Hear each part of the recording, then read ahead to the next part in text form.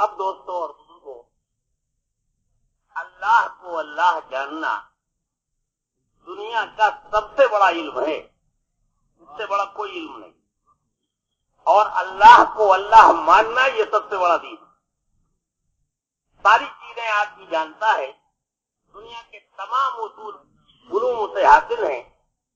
اور تمام فنون کا وہ ماہر ہے، بہت بڑا دانشور مدبر مفکر ہے، علوم عقلیہ و نقلیہ کا ماہر ہے،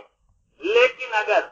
اللہ کو اللہ نہیں جانتا تو خدا کی قسم اس سے بڑا کوئی جاہل نہیں۔ اور اگر دنیا کی ساری چیزوں کا یقین رکھتا ہے اور اللہ کا یقین دل کے اندر نہیں ہے تو اس سے بڑا کوئی دہریہ بھی نہیں۔ سب سے بڑا اللہ کو اللہ جاننا، اور پھر اس اللہ کو اتنا بولنا جان کر کے کہ اللہ کی ماننی آ جائے اور اللہ کی اپنی ذات اور صفات کے ساتھ اس کا یقین ہمارے دل کے اندر اتر جائے۔ آج 20 سال ہو گئے محنت کرتے کرتے، اللہ ہمیں معاف فرمائے، ہم اللہ کے اوامر کو پورا کیا کرتے، کیا اللہ کے حکموں کو پورا کرتے، کیا نمازوں کا حق ادا کرتے، کیا روزوں کا حق ہم ادا کرتے، کیا حج و زکات کا، کیا عدل و انصاف کا، کیا اخلاق کا، کیا استحضار خداوندی کا، ان کا کیا ہم حق ادا کرتے؟ آج تک اتنے دنوں کی محنت کے بعد ہمیں اللہ کا نام، جو نام لینے کا حق ہے، اس حق کی ادائیگی کے ساتھ اللہ کا نام لینا بھی ہمیں نہیں آیا۔ اللہ کا نام لینے کا جو حق ہے وہ اس حق کے ساتھ اللہ کا نام لینا بھی ہمیں نہیں آیا۔ آج تو ہم اللہ اللہ کہتے گزر ہی جاتے، ہمارے اوپر کوئی اثر نہیں ہوتا۔ صحابہ کرام رضوان اللہ علیہم اجمعین لفظ اللہ جب بولتے تھے تو کائنات تھراتا تھی، وجود ان کا تھراتا تھا۔ حضرت اکرمہ رضی اللہ تعالیٰ عنہ قرآن پاک ہاتھ میں لے کر کے، ھذا کلام ربی، یہ میرے پروردگار کا حکم ہے، وہ میرے پروردگار کا کلام ہے، اس پروردگار کا جو ساتوں زمین و آسمان کا پالنے والا ہے، جو ساری کائنات کو تنہا اپنی قدرت سے پالنے والا ہے، ہمارے اس پروردگار کا یہ کلام ہے۔ یہ کہتے کہتے اتنی ہیبت تاری ہوتی تھی کہ حضرت اکرمہ رضی اللہ تعالیٰ عنہ بے ہوش ہو کے گر جایا کرتے۔ لفظ اللہ ایک مرتبہ لفظ اللہ کے ساتھ جب نعرہ بلند کیا تو قلعے کی دیواریں گر گئی، عمل ساقط ہو گئے۔ اللہ کا نام انہیں لینا آتا تھا، آج تو ہمیں اللہ کا نام لینا بھی نہیں آتا۔ چیزوں کا نام لیتے ہیں، اور ساری چیزیں جتنی بھی دنیا کے اندر ہیں ان کا نام جب لیتے ہیں تو ان کے اندر کے نفع اور نقصان کے دھیان کے ساتھ نام لیتے ہیں کہ اس کے اندر کیا نفع ہے، اس کے اندر کیا نقصان ہے۔ شیر کا جب نام لیں گے تو موت کے دھیان کے ساتھ، اتنا بڑا درندہ ہے کہ اگر گزر جائیں گے سامنے سے تو پھاڑ کے برابر کر دے گا۔ تو شیر کا نام لیں گے اس کی درندگیت کے ساتھ، چیتے کا نام لیں گے اس کی درندگیت کے ساتھ، وزیر کا نام لیں گے اس کے اقتدار کے دھیان کے ساتھ، اور کسی تھانے دار کا نام لیں گے تو اس کے لاٹھی اور ڈنڈے کے ساتھ، پھل کا نام لیں گے تو اس کی مٹھاس کے ساتھ، حلوے کا نام لیں گے اس کی مٹھاس کے ساتھ، پانی لیں گے تو پیاس بجھانے کے دھیان کے ساتھ، کھانے کا نام لیں گے تو کھانے سے پیٹ بھرنے کے دھیان کے ساتھ۔ ہر چیز جو اللہ کا غیر پھیلا ہوا ہے، آج کا انسان ہر چیز کا نام لینا جانتا ہے۔ آج کا ایمان والا ہر چیز کا نام اس کے دھیان، اس کے نفع اور نقصان کے ساتھ لینا جانتا ہے، مگر افسوس یہ کہ اللہ کا جب لیتا ہے تو یوں ہی گزر جاتا، دھیان بھی نہیں آتا کہ اللہ اس پوری کائنات کا مالک ہے، تنہا مالک الملک، ساری کائنات کو پیدا کرنے والا اور تنہا اپنی قدرت سے ہر مخلوق کو پالنے والا ایسا پروردگار جب اس کا نام لیتے ہیں تو اس کا احساس بھی نہیں ہوتا کہ وہ کتنی بڑی طاقت اور قوت کا مالک۔ اللہ کا نام لیتے ہیں تو بغیر دھیان کے لے کے چلے جاتے ہیں۔ میں یہ عرض کر رہا تھا کہ اللہ کا نام آج تک ہمیں لینا بھی نہیں آیا، ہم اور इबादत, उसके अवामिर का इम्तिसाल, उसका हक के साथ क्या हम अदा करते हैं, अब तक तो हम अल्लाह का नाम लेने वाले भी नहीं बनते। और ये उतना ही होगा इतना इस अल्लाह की बड़ाई और किबरियाई और कुदरत कामिला को मखलूक के सामने, अल्लाह की पैदा की हुई इस बशरियत के सामने जितनी मेहनत करेंगे और जितनी दावत देंगे अल्लाह की जात और सिफात की, बकद्र दावत ये यकीन दिल के अंदर उतरता चला जाएगा। और फिर बकद्र यकीन आदमी अल्लाह का जब नाम लेगा तो बकद्र यकीन इस नाम लेने के अंदर कुव्वत और ताकत आएगी। ये अल्लाह का नाम इतना ताकतवर है कि सातों जमीन और आसमान टिके हुए हैं इस अल्लाह के नाम लेने के ऊपर। তো মোহতারাম দোস্ত বুজুর্গ বলতেছেন এই কথা যে আল্লাহকে আল্লাহ হিসাবে জানা এটাই হইল সবচেয়ে বড় ইলম,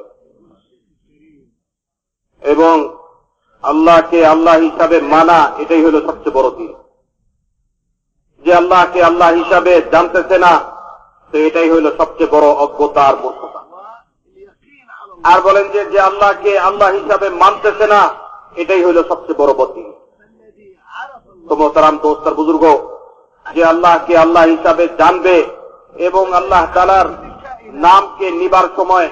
আল্লাহ শব্দ বলবার সময় তার দিলের মধ্যে ওই আল্লাহ তাআলার ক্ষমতার বিশ্বাস, ইয়াকিন এবং ওই আল্লাহ তাআলার করবার ক্ষমতা আর এটার বিশ্বাস,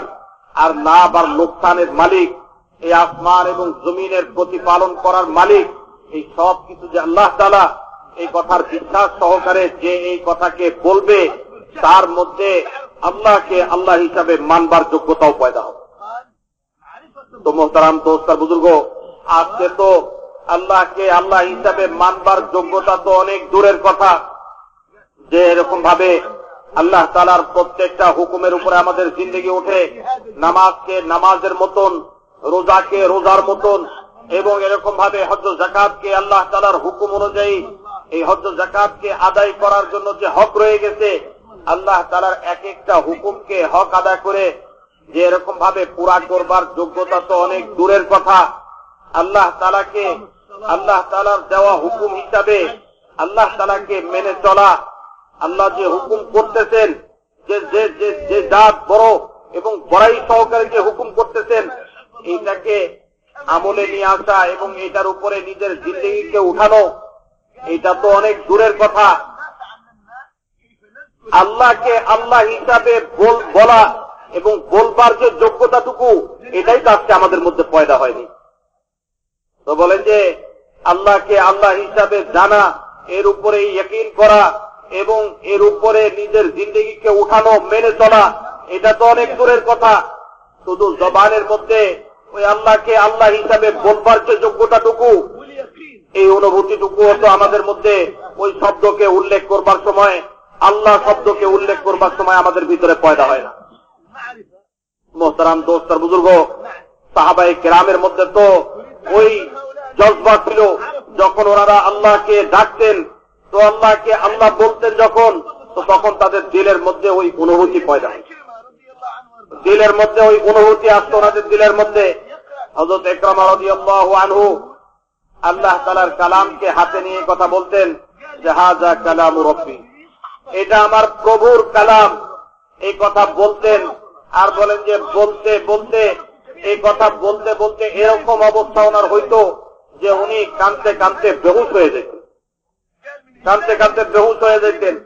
আর বলেন যে শুধু তাই নয়, আল্লাহ তাআলার কথাকে তো এরকম ভাবে বলতেন সাহাবারা যে ওনাদের এই আল্লাহ শব্দ বলার দ্বারা, মোহতারাম দোস্ত বুজুর্গ, জমিনের মধ্যে কম্পন এসে যেত। আল্লাহ শব্দ উল্লেখ করতেন তো বলেন যে এরকম ভাবে যে এরকম ভাবে রাত প্রাসাদ এবং কিল্লা, যে দুর্গের দেওয়াল ফেটে যেত এবং ভেঙে পড়ত। মোহতারাম দোস্ত বুজুর্গ, ওনাদের এই আল্লাহ শব্দ উপরে যে এরকম ভাবে এরকম আসর হইতো, যে এরকম বিভিন্ন মাখলুকাতের উপরে এরকম আসর হইতো যে ওনার আল্লাহ শব্দ বলার উপরে অন্যের ভয়ের কারণে ওনাদের এই শব্দ বলার মধ্যে এতটুকু আসর হইতো যে গর্ব খালাস হয়ে যেত। মোহতারাম দোস্ত বুজুর্গ, এরকম আল্লাহ বলার তাকত ওনাদের জবানের মধ্যে ছিল, যেহেতু দিলের মধ্যে আল্লাহ তাআলাকে আল্লাহ হিসাবে জায়গা দিছিলেন, ওই ইয়াকিনকে দিলের মধ্যে জমাইছিলেন, বিশ্বাসকে দিলের মধ্যে স্থাপন করছিলেন, যার কারণে ওনাদের এই আল্লাহ বলার সময় এই অনুভূতি এবং প্রভাব নিজের মধ্যে ওই অনুভূতি পরিস্ফুটিত হইত এবং এই প্রভাব অন্যের মধ্যে প্রকাশ পাইত। মোহতারাম দোস্ত আর বুজুর্গ, আজকে তো আল্লাহকে ওইভাবে বলবারও অনুভূতি আমাদের মধ্যে আসে না, আর মোহতারাম দোস্ত আর বুজুর্গ ওইভাবে প্রকাশ করবারও যোগ্যতা আমাদের মধ্যে নাই। এর বড় কারণ হইল মোহতারাম দোস্ত আর বুজুর্গ, এর সবচেয়ে বড় কারণ হইল যে দুনিয়াতে আমরা যত শব্দ বলি,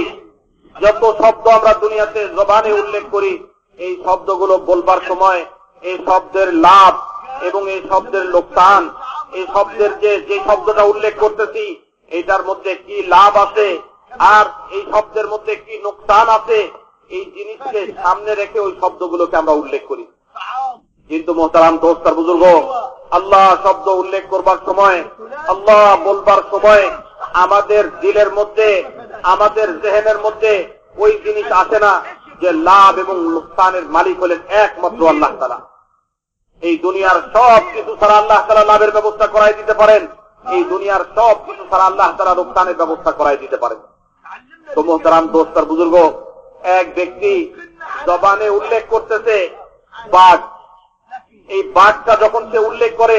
শুধু এইভাবেই শব্দটা তার মৌখিক ভাবে এই শব্দটা তার উপর দিয়ে গুজরায় যায় না। জবানে উল্লেখ করছে বাঘ, তো সাথে সাথে এই বাঘ যে একটা মানুষকে ধরে ছিঁড়ে ফেলে, ফায়রা ফেলে এবং তার জান শেষ করে ফেলে, এই সমস্ত ভয়ানক অবস্থাগুলো সামনে রেখে সেই বাঘ শব্দটাকে জবানে উল্লেখ করতেছে। অথবা এই বাঘ শব্দটা জবানে উল্লেখ করার সময় এই সমস্ত ভয়ানক দৃশ্যগুলো তার সামনে হাজির হয়ে যেতেছে। একজনে উল্লেখ করছে যে এরকম ভাবে নেকড়ে বাঘ, তো বলেন যে এই নেকড়ে বাঘের যে হিংস্রতা এবং এই নেকড়ে বাঘের যতটুকু খারাপি, এই সব কিছু তার সামনে উল্লেখ হয়ে যাচ্ছে, এই সব কিছু আপতে আপ তার সামনে চলে আসতেছে। মোহতারাম দোস্ত আর বুজুর্গ, উল্লেখ করছে যে এরকম ভাবে সোনা, তো এর মধ্যে যা ফায়দা আছে এই সব ফায়দা সহকারে তার সামনে প্রকাশ পাইতেছে। আর বলেন যে এরকম ভাবে উল্লেখ করছে যে মাল, তো এই মাল দিয়ে প্রয়োজন হওয়ার তার সব জিনিস সামনে আসতেছে। উল্লেখ করছে যে একজন ওজির, বড় মন্ত্রী, তো এই মন্ত্রীর দ্বারা কি ফায়দা হয় এটা সহকারে তার সামনে আসতেছে। আর বলেন যে ওই যে থানার দারোগা, তো বলেন যে দারোগা যখনই উল্লেখ করে তো ওই ডান্ডা সহকারে এই দারোগা তার সামনে প্রকাশ পাইতেছে, তার জেহেনের মধ্যে, তার দিল দিমাগের মধ্যে এই জিনিস হাজির হয়ে যেতেছে। আর বলেন যে জবানে উল্লেখ করছে পানি, তো পিয়াস বুঝানো, পিপাসা নিবারণ করার এই চিত্র তার দিলের মধ্যে, দিল দিমাগের মধ্যে পরিস্ফুটিত হয়ে উঠতেছে। মোহতারাম দোস্ত আর বুজুর্গ, খাবারের কথা তার জবানে চলতেছে কিন্তু তার দিল দিমাগের মধ্যে এর মাধ্যমে ক্ষুধা নিবারণ হওয়ার সমস্ত চিত্র পরিস্ফুটিত হয়ে উঠতেছে। মোহতারাম দোস্ত আর বুজুর্গ, দুনিয়াবি লাইনের এক এক শব্দ মানুষ যখন উল্লেখ করে তো এই শব্দের নফা নুকসান, লাভ এবং ক্ষতি, এই সব কিছু তার সামনে যে এরকম ভাবে দিবালকের মতো পরিষ্কার পরিচ্ছন্ন হয়ে ওঠে। কিন্তু মোহতারাম দোস্ত আর বুজুর্গ, যখন আল্লাহ শব্দ এক বান্দা উল্লেখ করে, সেই আল্লাহ তাআলা যেই পরিমাণ ক্ষমতার অধিকারী, যেই পরিমাণ কুদরতের অধিকারী, আসমান এবং জমিনের মধ্যে বানানেওয়ালা এবং পরিচালনা করনেওয়ালা, আসমান এবং জমিনকে বানানেওয়ালা এবং পরিচালনা করনেওয়ালা এবং প্রতিপালন করনেওয়ালা একমাত্র আল্লাহ তাআলা। মোহতারাম দোস্ত আর বুজুর্গ, পালনেওয়ালা হিসাবে, পয়দা করনেওয়ালা হিসাবে এই সব কিছু একমাত্র হইলেন আল্লাহ। তো আমরা উল্লেখ করি তো নফা নোকসান, লাভ এবং ক্ষতির এই দিক দিয়া আল্লাহ তাআলার ওই বড়াই আর বড়ত্ব আমাদের দিল দিমাগের মধ্যে পরিস্ফুটিত হয় না। সেই জন্য বলে যে যেই দিন এই আল্লাহ বলা আমাদের এসে যাবে, এই আল্লাহ বলার সময় ওই চিত্র আমাদের মধ্যে আসবে, ওই ইয়াকিন আমাদের মধ্যে পয়দা হবে, আল্লাহকে আল্লাহ হিসাবে জানবো এবং এর বিশ্বাস দিলের মধ্যে পয়দা করব। মোহতারাম দোস্ত আর বুজুর্গ, আর এই দাওয়াতের মাধ্যমে আল্লাহকে আল্লাহ হিসাবে বলবার যোগ্যতা আসার মাধ্যমে যখন আল্লাহকে মেনে চলতে পারবো, ওই দিন মোহতারাম দোস্ত আর বুজুর্গ, একদিকে যেরকম ইমানের উপরে উঠতে পারবো আর একদিকে সেরকম দ্বীনের উপরে চলতে পারবো। এই দাওয়াতের মেহনতের মাধ্যমে, এই আল্লাহ তাআলার দাওয়াতের মাধ্যমেই আমার মধ্যে আল্লাহকে মানবার যোগ্যতা সেই দিন প্রকাশ পেয়ে যাবে। আল্লাহকে মানবার যোগ্যতা